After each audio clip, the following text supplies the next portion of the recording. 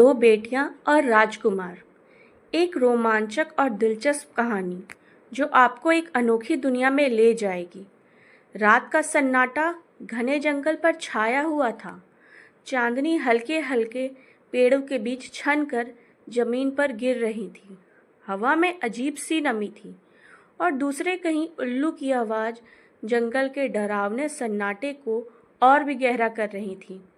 इसी जंगल में एक कुख्यात ठग रहता था, भीमसेन। लोग उसे काला सर्प भी कहते थे क्योंकि उसकी योजनाएं शातिर और घातक होती थीं। उसके गिरोह के लोग इस जंगल में आने वाले हर राहगीर को लूट लेते थे और जो विरोध करता था उसे मौत के घाट उतार दिया जाता। लेकिन भीमसेन के जीवन की सच्चाई ऐसे भी थी जो बहुत कम लोग जानते थे। उसकी दो बेटियां थीं, सुमति और ज्योति। सुमति शांत स्वभाव की थी, बुद्धिमान और धैर्यवान। उसके किताबों में ज्ञान पाया था। हमेशा चाहती थी कि उसका पिता अपने बुरे रास्ते छोड़ दे। दूसरी ओर ज्योति तेज, निडर और साहसी थी। उसे तलवारबाजी और तीरंदाजी में महारत हासिल थी। वो अपने पिता से भी ज़्यादा बहादुर थी, लेकिन दिल से सच्चाई और न्याय की पक्षधर थी। दोनों बहनों अपने पिता के खौफनाक कामों से नफरत करती थीं, लेकिन उन्हें यह भी पता था कि भीमसेन जैसा आदमी इतनी आसानी से नहीं बदलेगा। हमेशा अंधेरा नहीं रहता दीदी, ज्योति ने एक दिन कहा। कभी ना कभी तो सूरज निकलेगा।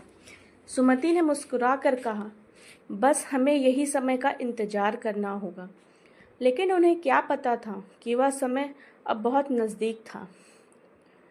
राज्य विजयनगर का राजकुमार वीरेंद्र अपने सेवकों के साथ एक महत्वपूर्ण यात्रा पर निकला था। वह एक साहसी, निडर और न्यायप्रिय योद्धा था जिसने कई युद्ध जीते थे।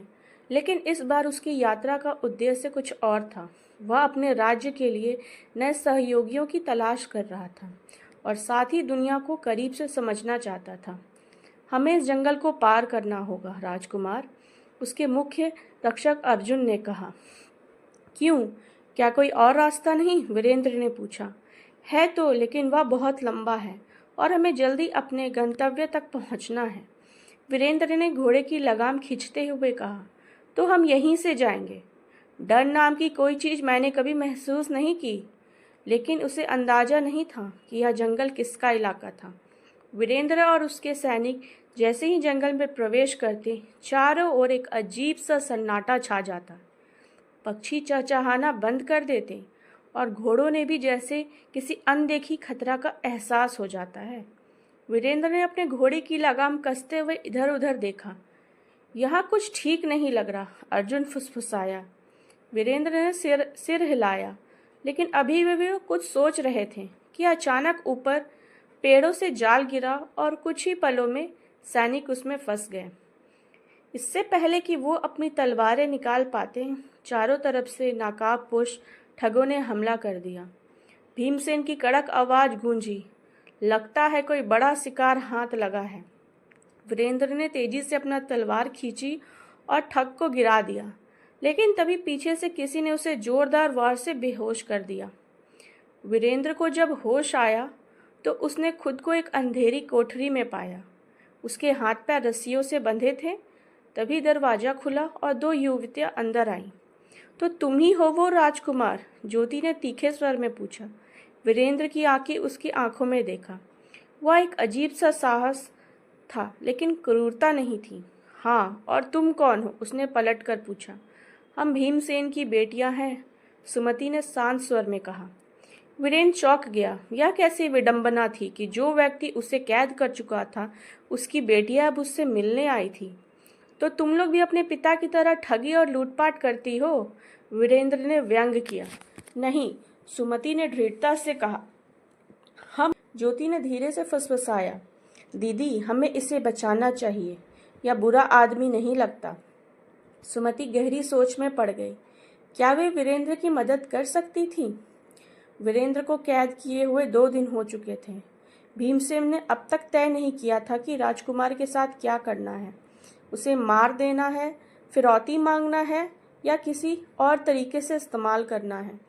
सुमति और ज्योति ने सुमति ने धीरे से सर हिलाया। हम सीधे तौर पर पिता के खिलाफ नहीं जा सकते, हमें एक योजना बनानी होगी।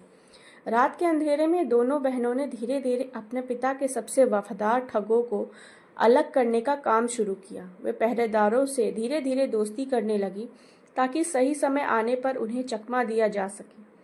कोठरी में वीरेंद्र को अपनी कमजोरी महसूस होने लगी थी, लेकिन उसका आत्मविश्वास डगमगाया नहीं था। जब ज्योति उसके लिए छुपकर खाना और पानी लेकर आई तो उसने झिझकते हुए पूछा, तुम्हें मुझसे सहानुभूति क्यों हो रही है? ज्योति ने हल्की मुस्कान दी, क्योंकि तुम डरते नहीं, और जो आदमी बिना डरे सच्चाई का सामना करता है वह बुरा नहीं हो सकता। वीरेंद्र ने पहली बार महसूस किया कि ज्योति सिर्फ एक ठग की बेटी नहीं, वह खुद में एक योद्धा थी। क्या तुम मुझे यहाँ से निकाल सकती हो? ज्योति ने पल भर को सोचा, फिर फुसफुसाई, कल रात तैयार रहना। रात का समय था, पहरेदार ऊँघ रहे थे। ज्योति चुपके से वीरेंद्र की कोठरी का दरवाजा खोलने लगी, लेकिन तभी रुक जाओ, भीमसेन दरवाजे पर खड़ा था। ज्योति और सुमिति का खून जम गया। तुम दोनों मेरे ही पीठ पीछे छुरा घोंप रही हो? भीमसेन की आंखें गुस्से से जल रही थी। पिताजी, आप गलत कर रहे हैं, हम आप और किसी निर्दोष की जान नहीं लेने देंगे, सुमति ने हिम्मत जुटाकर कहा। भीमसेन का चेहरा क्रोध से लाल हो गया। उसने अपनी तलवार निकाली और गरजते हुए कहा, अगर तुम मेरे रास्ते में आई तो मैं तुम्हें भी बख्शूंगा नहीं। वीरेंद्र ने खुद को आजाद करने के लिए जोर लगाया, लेकिन रस्सियां अब भी बंधी थी। तभी ज्योति ने अपनी तलवार निकाल ली। अगर आपको हमें रोकना है तो पहले मुझसे लड़ना होगा। भीमसेन की आंखों में गुस्से की ज्वाला जल रही थी। उसे कभी उम्मीद नहीं थी कि उसकी अपनी बेटियां उसके खिलाफ खड़ी हो जाएंगी। तुम मेरे ही खून से बगावत कर रही हो, उसने गुर्राते हुए कहा। हम बगावत नहीं कर रहे हैं पिताजी, सुमति ने दृढ़ आवाज में कहा। हम सिर्फ सही और गलत में फर्क कर रहे हैं। भीमसेन ने बिना कुछ सोचे समझे अपनी तलवार घुमाई, लेकिन ज्योति पहले ही तैयार थी। उसकी तलवार भीमसेन की तलवार से टकराई और पूरा ठिकाना हथियारों की आवाज से गूंज उठा। वीरेंद्र अब भी रस्सियों में बंधा हुआ था, लेकिन उसने देखा कि ज्योति अकेले ही अपने पिता का सामना कर रही थी। सुमति, मुझे जल्दी खोलो, वीरेंद्र ने फुसफुसाते हुए कहा। सुमति झिझकी, लेकिन फिर उसने फैसला कर लिया। उसने एक छोटा सा चाकू निकाला और वीरेंद्र की रस्सियां काटने लगी। उधर भीमसेन और ज्योति के बीच जबरदस्त युद्ध चल रही थी। तू मेरी ही बेटी होके मुझसे लड़ रही है, भीमसेन गरजा। बेटी हूँ इसलिए मैं आपको रोक रही हूँ, ज्योति ने जवाब दिया। भीमसेन ने पूरी ताकत से तलवार चलाई, लेकिन ज्योति ने तेजी से झुककर वार बचा लिया और पलट के प्रहार किया। तलवार भीमसेन के हाथ से छूट गई। ठीक उसी समय वीरेंद्र भी आजाद हो चुका था। उसने एक सैनिक से तलवार छीनी और भीमसेन के सामने खड़ा हो गया। अब यह लड़ाई खत्म करो भीमसेन, वीरेंद्र ने कहा। भीमसेन घायल था, लेकिन उसकी आंखों में अब भी क्रोध था। वह भागने की कोशिश करने लगा, लेकिन तभी उसकी अपने ही ठगों के खिलाफ उसने बगावत कर दी। तूने हमें सिर्फ मौत और पाप का रास्ता दिखाया है भीमसेन, ठगों में से एक ने कहा। अब हम तेरा साथ नहीं देंगे। भीमसेन चारों तरफ से घिर चुका था। उसने अपनी तलवार उठाई, लेकिन इससे पहले कि वह कुछ कर पाता, एक तीर उसकी छाती में आकर धंस गया। सभी ने पीछे मुड़कर देखा तो यह तीर सुमति ने चलाया था। यह तुम्हारे पापों का अंत है पिताजी, सुमति की आंखों में आंसू थे। भीमसेन घुटनों के बल गिर पड़ा। उसने अपनी बेटियों की तरफ देखा, फिर धीरे से मुस्कुराया। शायद मैं गलत था, यह कहते हुए उसने अपनी आंखें हमेशा के लिए बंद कर ली। भीमसेन की मौत के बाद उसके ठगों ने आत्मसमर्पण कर दिया। कुछ जंगल छोड़ चले गए तो कुछ सुमति और ज्योति का साथ देने का फैसला किया। वीरेंद्र ने उसकी तरफ देखा और कहा, तुम दोनों ने जो किया वह सिर्फ हिम्मत नहीं बल्कि महानता है। ज्योति ने हल्की मुस्कान के साथ कहा, बस हमने वही किया जो सही था। सुमति ने गहरी सांस ली और कहा, अब इसे ठिकाने को बदलने का समय आ गया है। अब यहाँ लूटपाट नहीं होगी, बल्कि एक नया जीवन शुरू होगा। वीरेंद्र ने उसकी मदद करने का वादा किया। उसने अपने सैनिकों को बुलाया और जंगल को अपराध मुक्त करने में सहायता की। कुछ महीनों बाद विजयनगर राज्य में एक खास उत्सव हुआ। राजमहल में ज्योति को सम्मानित किया गया। वीरेंद्र ने खुद उसके गले में विजेता की माला पहनाई। तुम्हारी हिम्मत के बिना यह संभव नहीं होता, वीरेंद्र ने कहा। तुम्हारी मदद के बिना भी नहीं, ज्योति ने मुस्कुराते हुए जवाब दिया।